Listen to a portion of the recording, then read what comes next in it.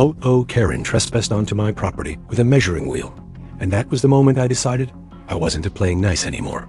I knew she'd been looking for a way to control me from the moment I moved in. My house was on the edge of the HOA boundary, just far enough outside their jurisdiction to give Karen night sweats. The deed made it crystal clear. My property was not under HOA authority. But Karen hated boundaries. She acted like anything she could see belonged to her. The incident started on a quiet Saturday morning. I heard the crunch of gravel and stepped outside. There she was, holding a bright yellow measuring wheel, like she was surveying land for a government project. She walked straight onto my property without saying a word.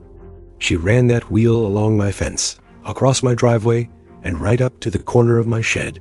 I told her she was trespassing.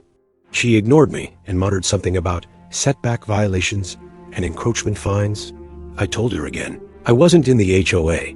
She snapped that property lines were community matters and that she would be filing a report. That's when I realized she planned to build a fake case against me. My reaction wasn't panic. It was cold, methodical preparation.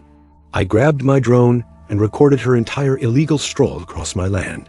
I printed copies of my deed, the county plat map, and the boundary survey. I called my lawyer and explained the situation. He told me to document everything and consider installing markers to make the property line undeniable. That gave me the perfect idea.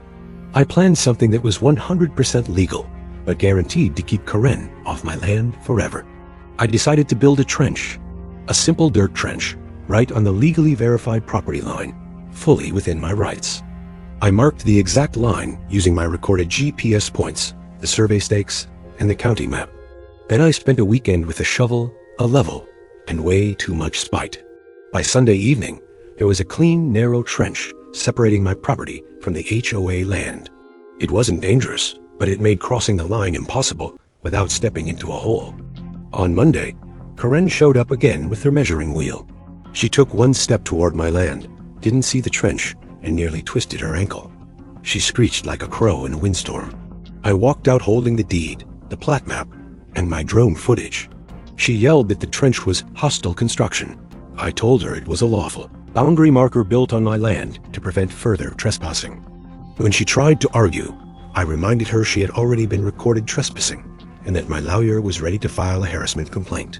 The HOA board called me that evening, apologizing and promising Karen would stay away.